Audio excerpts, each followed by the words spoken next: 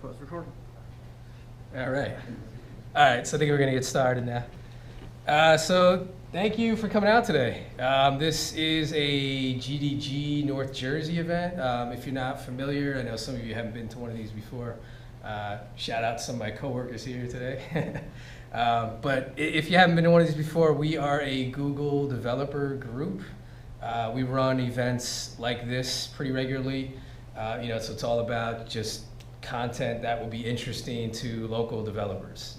So hackathons, code labs, tech talks, whatever it might be, we try to hit you guys with a wide variety of different kinds of things to keep it interesting. If you're not a member for some reason, if you'd like to join, it's just basically a meetup group is essentially how we interact with the community. That link that domain name right there will actually just redirects to Meetup. I was too lazy to build a dedicated website, so if you want to sign up, and for some reason if you want to follow us on Twitter, there's that too. Some people follow us on Twitter. Okay, so I wanted to kick this off with just kind of like the layman's view of what you're going to be seeing today. We have an absolute expert here, so you get the dumb guy version of it too. But I thought it's interesting for anybody who's just trying to get into this stuff. So I did a little bit of research in my spare time. I just wanted to know how big is data actually in 2016? Probably more like 2015 realistically. A lot of these stats are about a year old, but it's close enough. So if we just take like a random sample of some of the crazy numbers that are out there, basically stuff that operates at web scale these days. Good example is Google, 3.5 billion requests per day. Try to wrap your brain around that, that number, and all that's data. That's stored somewhere. They're indexing that data. They're taking that in. They're running algorithms about it. They're tracking your behavior based on these things. It's pretty mind-boggling. Facebook, 2.5 billion pieces of content. Between posts and images and whatever else. 2.7 billion likes apparently. And again, these are probably like about a year old. UPS, this was an interesting one. So they ran this analysis. This was back in like 2012, I think is when they ran this. So they tracked like driver behavior, so the delivery drivers, and they wanted to say, how can we optimize what these guys are doing? They have a ton of this kind of data, so that, they're able to do something efficient with this data. And by way of optimizing that algorithm through this central engine that they built, they were actually able to save within I think a year 1.5 million gallons worth of gas, and they reduced their carbon footprint by 14,000 metric tons. So I just thought it's a very interesting application of data analysis. Some other crazy stats that are out there. So basically during the time that I'll talk to you about this slide, about a minute, 694 people will take an Uber ride. 110,000 Skype calls will happen. 1.7 million users on Instagram will like something. 300 hours of YouTube video will be uploaded in this 1 minute. What's another good one? Let's see. Tinder, 590,000 Tinder swipes in this minute. So just, and I mean, this is just a small sample. I mean, there's hundreds and thousands of companies generating ridiculous amounts of data. So that just gives you an idea of, what's floating out there. Another interesting one I saw was just the amount of data that's passing through your brain at any one time, or just passing through the air in front of you. Between different estimates, anywhere between like 2 to 10 gigabits per second, just between the Wi-Fi, between cell signals, between radio waves, like whatever else. If you added all that up, that's just what's like flying around the room. So I thought that was kind of interesting. This is a pretty interesting graph that a data scientist out of New York created. So this was actually delivered at TEDx New York. A guy named Ben Wellington that I found out that Manajit actually knows, funny enough. But he decided to look at some open data that was available in New York City, and this is actually a plot of the worst fire hydrants in New York City to park next to based on parking tickets associated to those hydrants. And so you'll see, it's a little hard to see the scale. Oh, geez. But if you look in this kind of lower east side area, there's actually one hydrant in particular that is, is number one, and it produced something like $50,000 worth of parking fines in 1 year. And so he did this from a data standpoint, and he wanted to see what's going on? Is there something happening at this fire hydrant? And he went out and looked at it, and what he found out was that this hydrant looked like this.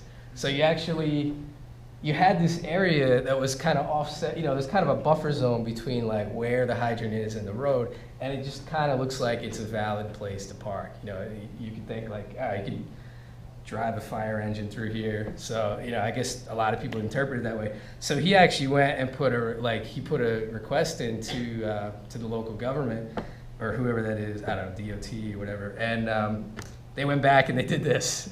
So they went and they drew in these lines. And so now, I assume it's probably no longer a giant hotspot. But it's just an interesting visualization of how, looking at the macro kind of data from a kind of data science standpoint, he was able to pinpoint, just such a particular tangible thing like that. It's pretty cool. This is an exabyte. Kind of a mind-blowing number. So, you're looking at megabytes, gigabytes, terabytes, petabytes, and exabytes. Google is, as of I think a year ago, they're storing about 10 of these. So just to give you an idea, data is stored all across the world in thousands of data centers, and they're doing things with this. So just, it's mind-boggling amounts of data that's out there in the world. So how are we going to deal with this stuff? This is why we have data scientists. So, data scientists to the rescue. And luckily we have one of the best ones here today.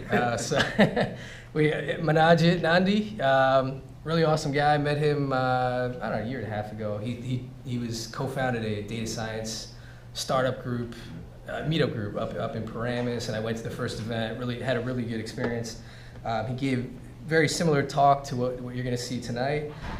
And he's worked at Verizon as a data scientist, studied at Carnegie Mellon, studied at Stanford, just absurd credentials. Guy's what are you, 23? Something like that. Yeah, I mean, ridiculous.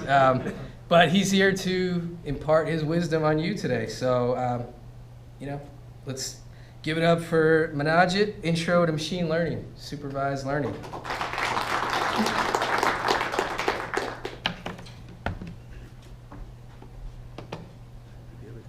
Yeah. You didn't need, yeah, you're good. No. Hey, so let's talk about why we're all here. This talk is supposed to be an intro to machine learning. And so this is sort of accumulation of, I've seen a lot of machine learning tutorials on the internet. And they sort of go over the algorithms, but they don't really explain to them how they work. It's okay, here's this algorithm, we run some data, we get some result. But you don't really understand how they work. And so this is this talk is sort of designed to be I like these machine learning tutorials, but here's what I think they're doing wrong. I don't think they really help you understand what exactly these algorithms do. And so this talk is supposed to be more about how do these algorithms work? And I guess first things first, what is machine learning? So machine learning, right now, it's sort of popular in computer science departments, but let's forget, its origins come from statistics and mathematics. Statisticians were originally the people who were analyzing data. But with this recent advent of big data, we suddenly need to think about these problems from more than a statistical approach.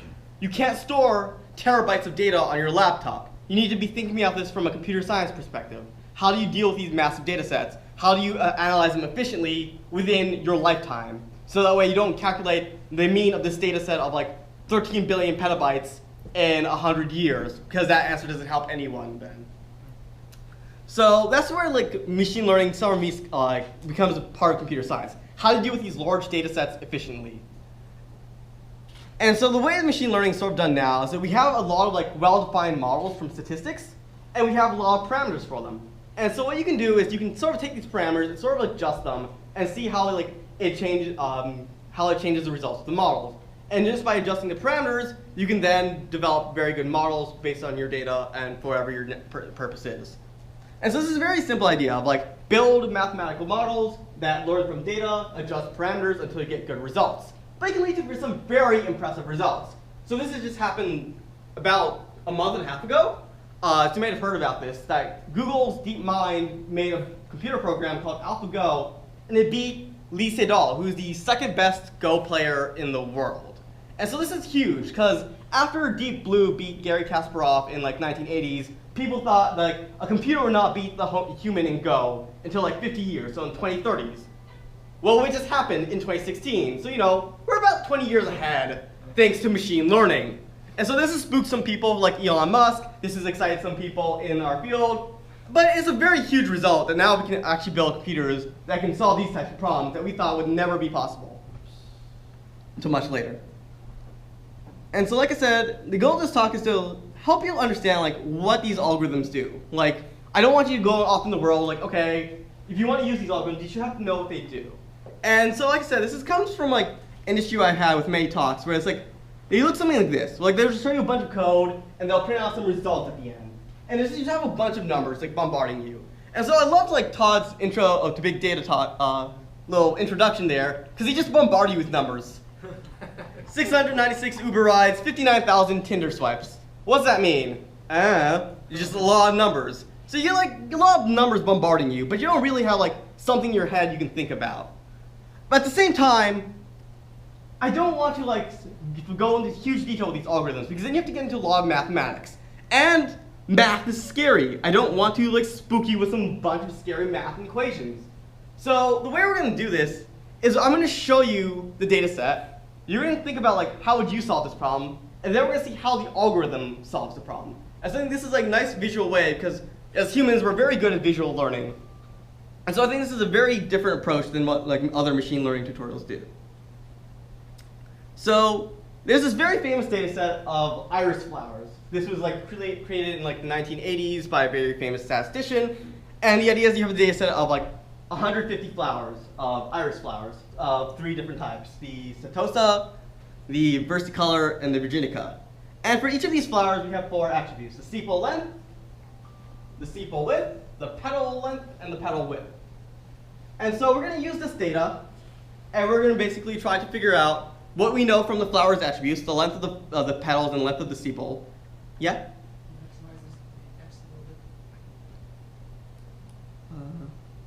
You can relax, control this. The font size. There you go. More.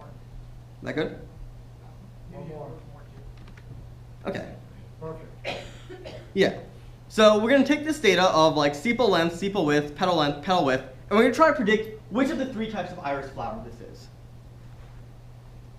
So I also want to specify that like there's going to be code in this talk, but if you can't really follow along with the code, it's all right, because I'm just going to explain what the code does. A lot of it's mainly there for like visualizations, so it's just like a bunch of code. That just means this pretty picture is going to come right after it. So first thing we're going to do is we're going to like load the data set. So there's actually a very good package in for Python called scikit-learn, which is a great machine learning package. Like if you want to get started in machine learning, use scikit-learn. It's very easy to use. It's very easy, intuitive to understand. It has like a very low learning curve. It's great. And it has a lot of like easy data sets built in for you to test out algorithms. Scikit-learn, S-C-I-K-I-T, learn.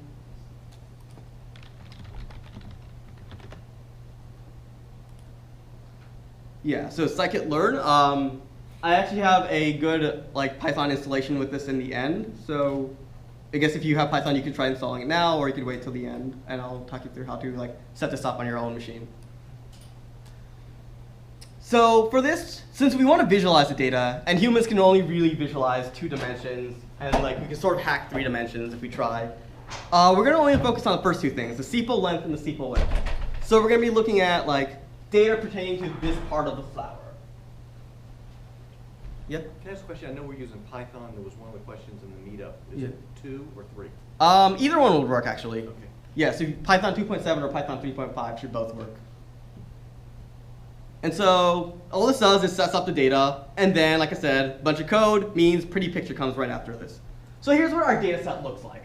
We have the setosis up here, we have the versicolors and the virginicas mixed in together. So this is what the data looks like. And like I said, the purpose of this is to show you how you think about this data versus how an algorithm thinks about the data. So the goal, like I said, is like we want to take this attributes and we want to be able to predict like which of the three colors it is. Is it would it be red? Would it be green? Would it be red? Would it be yellow? Would it be blue? So let's think about how we would do this. So 150 data points, I guess, is a bit too much for a human to think about easily. So let's sort of tone it down and first think about like 25 data points. And now we're going to take a random point from the data and plot it as a green. And I'll ask you, what do you think this plot should be? Do you think this green dot should be one of the red flowers, should be one of the yellows, or should be one of the blues? Red. Red. Why? Okay, so I guess it's too late for interactivity, but why do you think it's red? Because it's next to all the red points. That kind of makes sense. The label of this point is similar to what is going to be whatever is closest to it. This point is close to all the red points, therefore we expect it to be red. It's sort of like the idea. You can tell a lot about a man by the company he keeps. You can tell a lot about data by the points next to it. And so this is sort of this like simple idea behind this algorithm of k nearest neighbors. Essentially, you have a data set. When you have a new data point you want to classify, you just throw it in the data, look for the points near it, and look for the closest points and take their label. So we take this point, we throw it in data, look at the points near it, and say, oh, it's close to all the red ones, therefore it has to be red. And so that's like essentially you do that for like all the that's how you use this k nearest neighbors. You basically have some data set that you know the answers to, you know what kind of flowers they are, and you have some flowers that you don't know what they are, and you try to classify them by looking at their nearest neighbors. Yeah. And the k-nearest neighbor is part of scikit-learn, right? Yes. Okay. So all these algorithms are in scikit-learn. That's good because you don't have to implement them yourself, because scikit-learn has very like optimized implementations of these. Yeah. Of course, by doing so, you lose information, right? Because you are shrinking the raw data down to a small centroid. So when is it time to do that versus applying a kind of a PCA approach to feature set? So PCA, for those of you who don't know, PCA is sort of like dimensionality reduction algorithm. So the idea of like dimensionality, if you have like data with a bunch of attributes, so if we have like, let's look at people and we have like height, weight, gender, hair color, things like that. We have lots of features, but you don't think they're all useful. PCA sort of dumbs it down and reduces it to like really what are the most useful ones. So you really want to use PCA when you have like a bunch of features, when you have like hundreds of features or thousands of features, and you want to like narrow it down to like maybe 10 or 20. Does that answer your question? Sure. Okay. And so the k and k nearest neighbors sort of represents how many neighbors we look at. If we set k equal 3, then we look at the 3 nearest neighbors. So in this case, we'd look at these 3 points, which are the 3 closest ones. If k was equal to 5, we'd also look at these 5 points, and we see they're all still red, therefore we still say it's red. And so with the entire data set, what we're going to do is we're going to do k nearest neighbors with k equals 13. So we're going to look at the 13 closest neighbors. And we can plot that. And this is what we train the algorithm here. We build it and train it in 2 lines. That's how easy scikit-learn is to do machine learning. And we plot the results. And so, like I said, I want to show you what the algorithms think. And so this basically shows you, like, if you put a point anywhere on this grid, what would scikit-learn, what would the k-nearest neighbor algorithm classify it as? If it's anywhere here, it would be red. If it's anywhere here, it would be blue. If it's anywhere here, it would be yellow. So what do we notice about this? Like, it looks sort of like what we think, right? Like, there's a blue region, there's a red region, and a yellow region. But it's not, like, very clean. It's very jagged, and it's very form-fitting. Like, you have this, like, weird blotch of yellow here because of these points. So it's, like, very sensitive to data. Like, those few random yellow points in the blue region are sort of throwing off the algorithm. So this is a big issue. Like, this is a very easy to understand algorithm what's doing. It's just, you throw it in, look for the closest neighbors, use that result. But it's very sensitive to the data, and that's a big problem, because like that's very cool, that's like bits of data, but it's sort of over bits of data. We sort of want like clean, understandable results. And so that's sort of what we're going to tackle in the next algorithm. Like, this is a nice start of like something that's easy to understand, but it's also very slow and it sort of doesn't work well when the data is something like this. And so next we have logistic regression. And so logistic regression is going to fix this problem of like the boundaries being too jagged and it's sort of being too form-fitting. And so how many of you have heard of like linear regression? Yeah, so linear regression is simple. If you have like a bunch of data points, you sort of fit a line of best fit through them. And so logistic regression is sort of like the classification brother of this, or classification cousin. The idea is that we're going to sort of use a bunch of lines in order to define our boundaries. And so in logistic regression, we basically say, like, what's the probability that this flower is the blue one, given it has these sepal length and sepal width? And so there's sort of this probabilistic notion, and we can use that in order to find nice boundaries. And so once again, we're going to build this logistic classifier. We're going to fit it, and we can plot the results. So one thing to notice is like, this is a bit smaller graph, but notice, look at the boundaries. Like, it's much nicer, right? We have these nice straight lines defining our boundaries. And like I said, like, logistic regression is the cousin of linear regression. You're going to get these nice lines defining your boundary. That's great. We have nice lines. It looks very clean. But we still have this like slight issue that doesn't perform well around this area. So like logistic regression is really good when your data can be split up into these different regions. It's a very simple and it's a very fast algorithm to run. It's used a lot in like the social sciences and economics because they tend to have problems that look well with logistic regression, like simple problems of a couple features that tend to be answered well by these types of models. Yeah? It doesn't perform well in terms of accuracy or speed? More in terms of accuracy. So like I said, it would have this problem here where like there's a couple points, like when you have a lot of overlap between the two types of data, you're going to have some issues here because it's going to try to create like two nice boundaries. And it's like its goal is to like make these nice boundaries even when it shouldn't. Like it doesn't know like, oh hey, maybe we should loose off on the boundaries. Like no, I have to make this very strict, very clean cuts. And that's like not sometimes the best thing. And so we now have this like algorithm that like makes nice boundaries, but it's sort of like too strict with them. So what can we do to fix that? And so this is where one of my favorite algorithms comes in. So this is called a support vector machine. And it's probably like the first, I guess, real machine learning algorithm that many people hear of. So let's think about this example. So let's say we have a bunch of blue balls and red balls on a table. And I want to separate them. Well, how can I do that? I want to draw a line separating them. Like, what can I do? Well, I can draw a line down the middle. But what happens when I add more data, Well, if we added another red ball, that boundary doesn't hold. It sort of like messes up our line. Now the line is not useful anymore. Is there a way we could have like avoided this? Yeah. Well, it turns out what we could do is sort of pick a line that has a large margin. And so by what I mean a line with large margins, I said we pick a line that sort of maximizes this gap between the two sets of points. Like the goal is to draw this line such that we maximize the width of this. We want the yellow space to be as big as possible. And so that's what support vector machines do. They look for these large margin separations. Am I losing anyone at this point, or? Okay.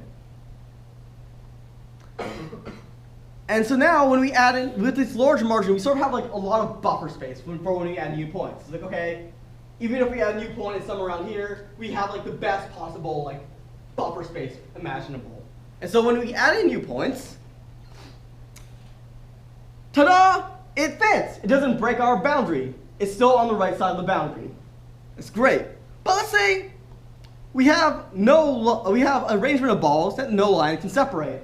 So we look at this arrangement, and we can see that, like, yeah, there's no line I can draw that clearly separates the two, such that all the blue balls are on one side and all the red balls are on the other side.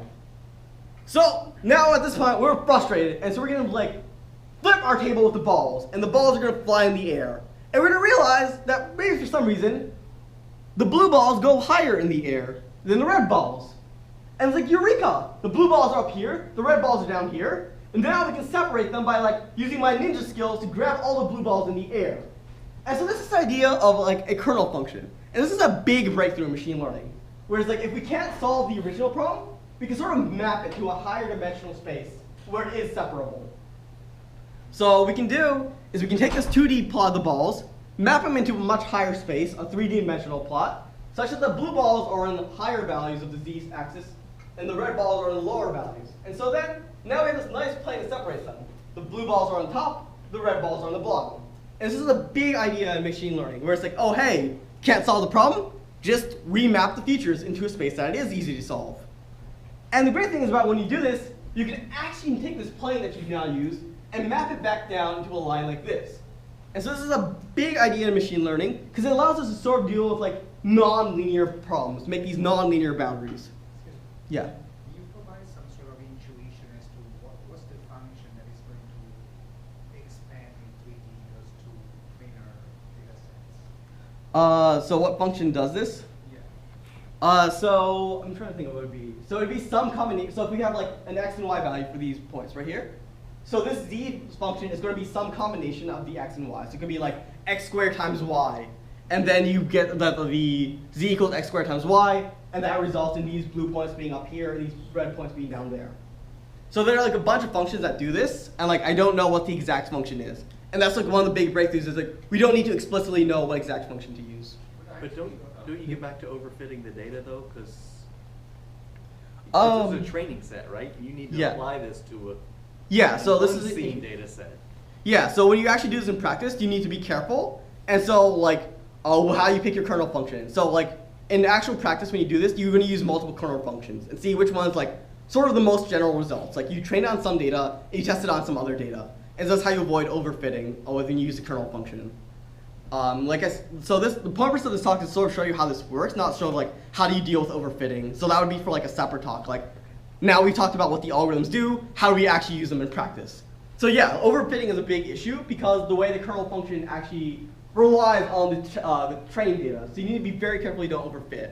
And there are a lot of ways that you can use the kernel functions to overfit. And there's also, as a result, we've built in a lot of like safeguards, like how do you not overfit with these kernel functions? Yeah. So is it always the third dimension, would that be always a calculated function, or would that be some additional? So it's always going to be some calculated thing, and so it could be more than 3 dimensions. So it could be like 2 dimensions to 4 dimensions, 2 dimensions to 5 dimensions, 2 dimensions to even infinite dimensional spaces. So like that's hard to think about, infinite dimensions, but like it's actually mathematically possible. Yeah. If you had n attributes, couldn't you do what you're doing right here for each of those attributes? Basically build out a new space and try to see if you could create that separation using different characteristics? What do you mean? So like if I have n attributes, take a subset of them, and then try to do this? Yeah. So yeah, and so like when you do the infinite dimensions combination, so that's, if you have n attributes, there are infinitely ways you can multiply them together. You can do the first attribute times second attribute, 2 times the first attribute times the second attribute, 3 times the first attribute times the second attribute, so on and so on. So like you can exhaustively enumerate all of them, but there are kernel functions that can sort of do this implicitly. So you don't actually have to know like what is this like 2nth dimension that we now created. It'll sort of like do it for you mathematically. And like this is like the big mathematical breakthrough. Like you don't have to know what the kernel function is making for this like infinite dimension. It just does it for you. Like I'm trying to avoid math terms when I'm trying to describe this, because this is a very mathematically advanced topic. Like you could teach an entire graduate like machine course on just like how this theory of this algorithms work. Yeah. Curious, like based on domain and a range also? Huh? Like a domain and a range also when you're trying to map that from this to the range, which is 3-dimensional. So you restrict yourself to certain kind of data, or what do you mean? I'm just trying to understand it. So you're in a plane now. Yeah. To a 3D, so you have this 3D plane, and it sort of has a projection onto the 2D space. And so when you project the plane onto the space, you get this line. And so it's eventually trying to like figure out how did I make this plane into space and project it back onto this line here. Like that's kind of hard to understand without the mathematical explanation. But like essentially this line corresponds to some plane in a higher dimensional space. You could go back and forth between them if you actually wanted to go through the mathematics. But you can actually do that, go back and forth between the plane and the line. mapping points or something. I'll sort of get into like how this works when I show the code demo. And so like I said, now we can map our line back down, and we still have a nice like line that separates the two things, the red balls and the blue balls. Yeah, but with that one, you're looking at it from your new point of view. That takes into account the extra dimension, which is why you're able to map it like that. Yeah. So the line is built off the information we got from looking at our new point of view. And it's sort of like, once we have this like, eureka moment in the higher dimensional space, we can sort of like, oh hey, this works here. It's basically the same thing as this line is in this two-dimensional space. So like you use the insight from the three-dimensional space to draw a curvy line in two-dimensional space. And so, like I said, it allows you to draw these like non-linear boundaries in order to do like non-linear separation. So you're just not restricted to like straight lines anymore. So I guess that's also very confusing based on the amount of questions I got. So let's try to look at some data and see how that works.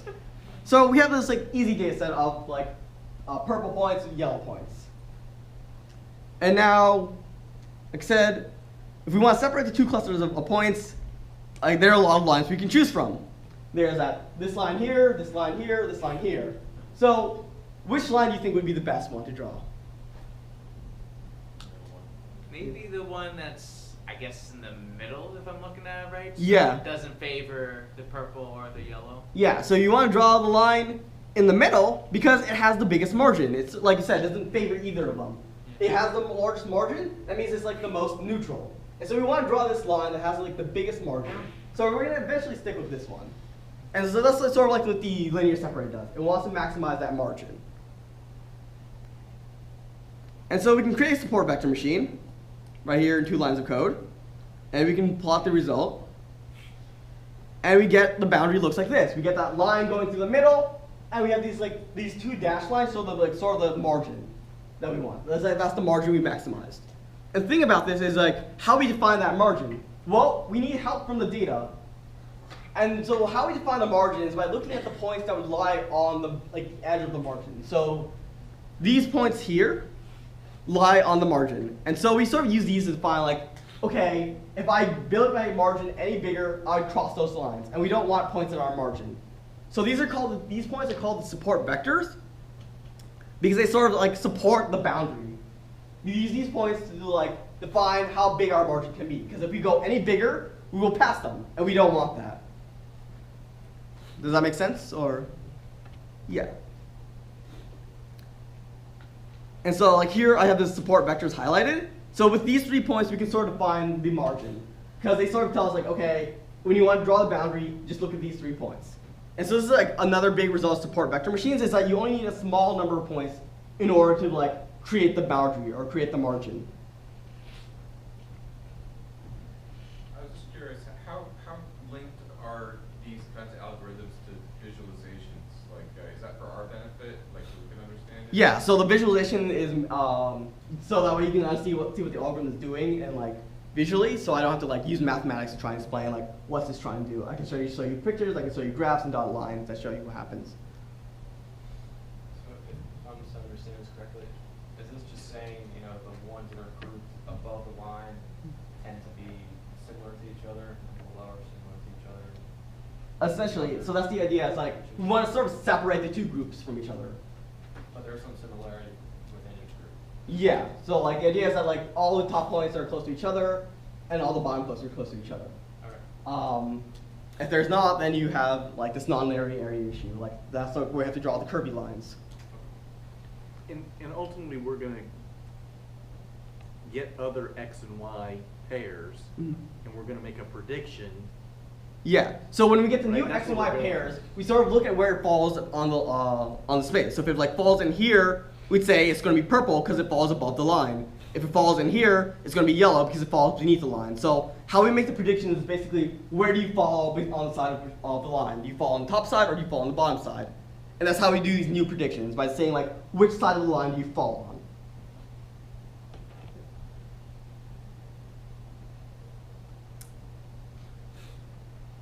So this would be so if I was running this on my machine, it would basically be an interactive demo. So I could like basically have a like little scroller, and as I change it would basically show you how the line changes as we add more points to the data. Now let's look at this data set. this data set isn't linearly separable. We have all the yellow points in the center, and we have the purple points floating like a ring around it. Well, there's no line we can draw to solve this problem, right? We can do it, we can try, and it fails miserably. Like, it's trying to do the separation, and this is like the one that minimizes the support vector machine's like function, but it fails miserably. We got all the yellow points on one side, that's good. But we got a bunch of the purple points as well. So it tried its best, and it failed.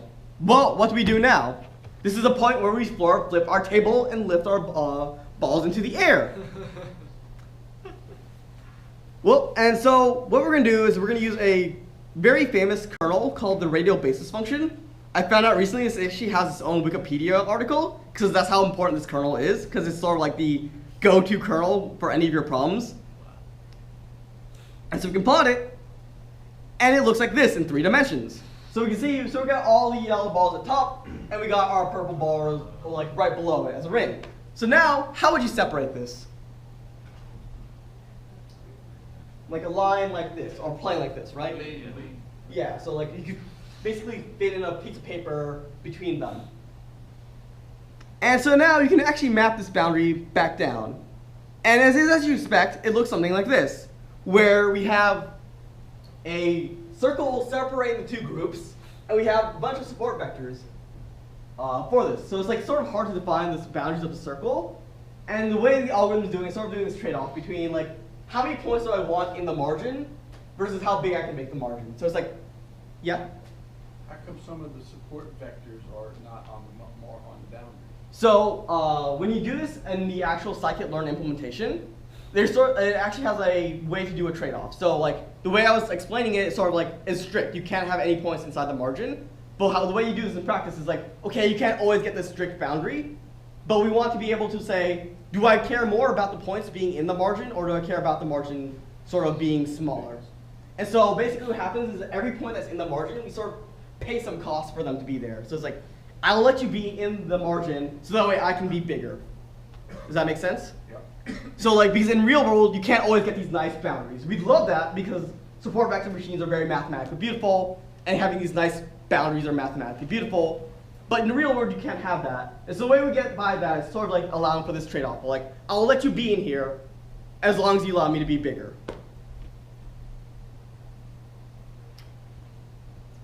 And so, as I said, I love these algorithms because they're very mathematically nice, but they don't perform well in large data sets. So with the advent of big data, these algorithms tend to perform very horribly. Very horribly. And they've sort of like fallen out of practice at this point. And it's like, there's a small, like, fringe group of researchers still trying to push for these support vector machines, but they'll make their resurgence maybe in like the next decade or 2, but it's not at this point. Deep learning is sort of like the popular thing at this time. And so the support vector machines sort of like, yeah? But you don't need the big data sets, right? Yeah. You only need few supporting vectors. That's the key, right? So the support vector machine will always find a few support vectors, but it has to go through the entire data in order to find the support vectors. And so because of that, like, it scales very poorly with large data sets. And so if you have like 1 billion data points, you're going to have to do 1 billion squared operations behind the scenes. And so that like O of n squared is very bad on runtime, especially for the n that grows very quickly. Yeah, but you only have to train it on the training set, not the full set. Yeah. But it's still on O of n. Yeah, I mean, you can do it much smaller, but then you lose a lot of the data you're training on. And so it's like, if you train on only like 500, you get about one that generalizes to millions of data points. It's sort of like a statistic problem. If you like use n equals 20, can you get a statistical result that generalizes to a giant population? Yes or no? And so the thing is, like, it doesn't generalize well to high data sets versus algorithms that do. So like, why would you use this one that doesn't work with big data versus these algorithms that perform just as well and work with bigger data sets? And so now, like I said, like, this algorithm works well, but doesn't work well with large data sets. So now let's get into an algorithm that actually works well with data sets. And these are decision trees. So decision trees are commonly used in practice because 1, they're easy to understand, and 2, they scale well. And so a decision tree looks something like this. So as an example, we're trying to predict Like it will target high mileage or low mileage. And at each level of the tree, you can sort of look at its attributes. Say like, is it a heavy car? Yes, they get high mileage. Is it no? Then do we look at the horsepower? If it has like horsepower less than 86, it gets high mileage, else no. So it's like very easy to understand. You can show this to someone. They'd be able to read down the tree and figure out, oh yeah, this is why we made this decision. And so now, to show you how well the decision trees work, let's create a bit more complex data set. So now we have 4 types of points, and they're a bit more intermixed with each other. So like, how would you think about like separating these 4 groups? I mean, you sort of like have to cut away like this yellow region here, a blue region is here, and then where's like the purple and red region each? It's like, so you sort of have some idea what it's going to do, right? Wouldn't nearest neighbors sort of do? I mean, nearest neighbors would kind of do it as well too. It would have some problems, especially in the middle right here. Sure. But it would get like a lot of the boundaries, the edge parts right. It's sort of like getting the corners of the puzzle easily, but like getting the middle of the puzzle hard. So like the previous algorithms I've talked about, the decision tree can sort of like color up the space we want to do. So we can, this is all code is just for making a nice visualization. And we can build our decision tree classifier, and we can sort of, so I'm making 2 actually trees. So I'm making 2 trees, no, I made 1 tree, and I'm running in 2 sets of data.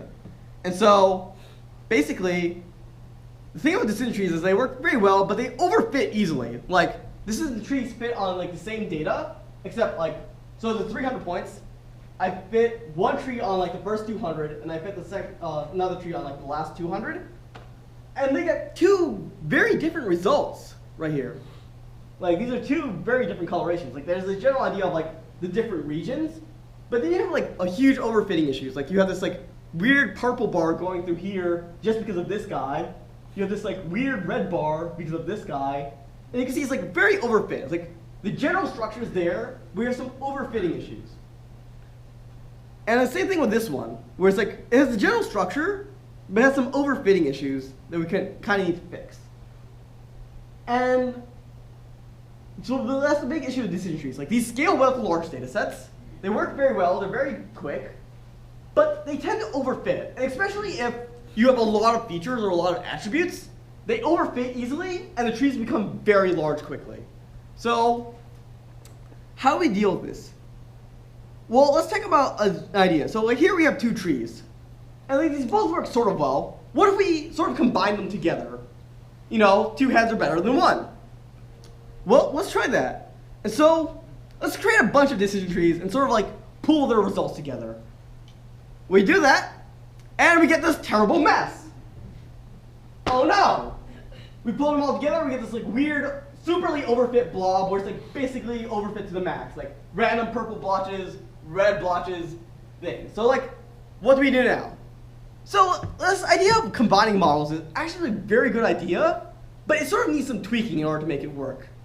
And this is where, and in order to avoid these like overfitting issues, and this is where this idea of the ensemble method comes in. So analogy for how the ensemble method works is if you play any video games and you have to pick your party or your crew, how do you pick your party? You sort of want your party members to cover your weaknesses. If you're like a warrior, you want your mages and a healer, things of that nature. And so with like machine learning, the ensemble method, we want classifiers that pick each other's weaknesses and they cover each other's weaknesses. So if we have like one classifier that works well on all the data, except for like maybe one specific group, let's say like we're trying to predict, I don't know, income based on hair color. I don't know how that works. And it doesn't seem to work well on all hair colors except for blue-haired people. I don't know why that happens. But, okay, how do you cover that weakness? You get a classifier that works very well on blue-haired people, but works terribly on everyone else.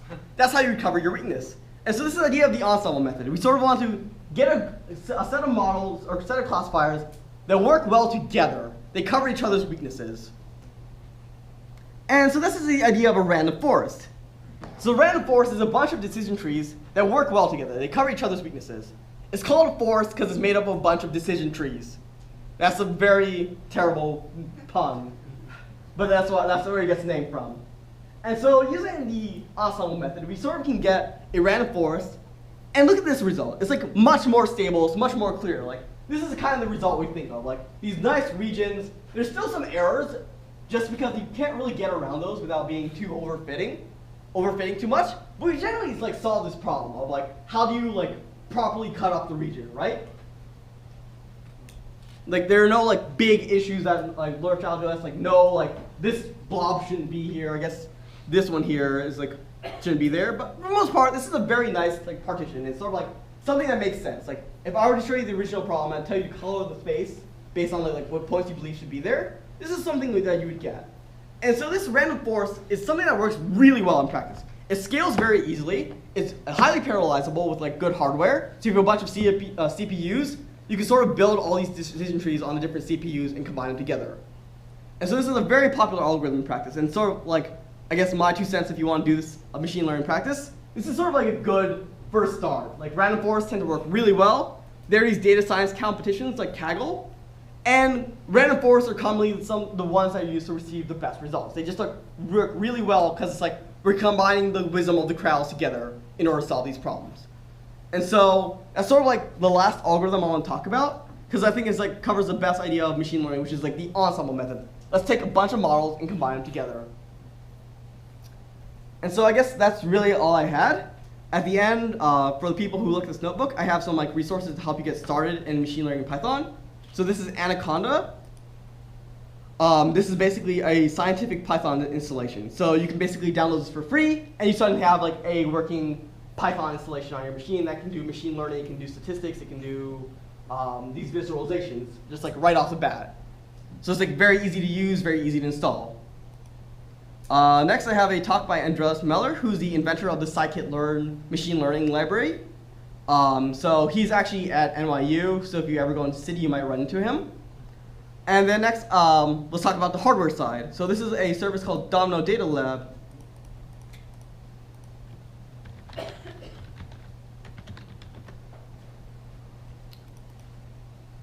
And so Domino deals with the hardware product. So like you want to do things like deep learning, or you want to train to like large data sets, like these 3.5 billion clicks that Google gets.